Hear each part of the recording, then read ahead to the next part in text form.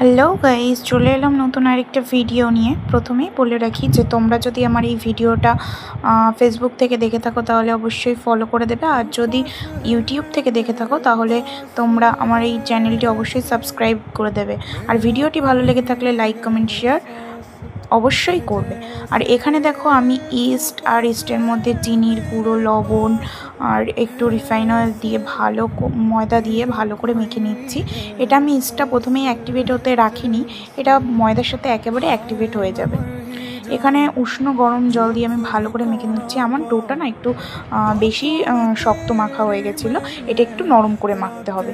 তোমরা এই বিষয়টা একটু খেয়াল রাখবে। আর এখানে দেখো ফাইনালি আমার মাখাও হয়ে গেছে। আর ওপরে আমি একটু অয়েল ব্রাশ করে দিয়ে, এটা আমি র্যাপিং পেপার তো আমার নেই, ওটা স্কিপ করে গেছি। আর এখানে আমি একটা জিল কাগজ দিয়ে এটা আমি আটকে দেবো,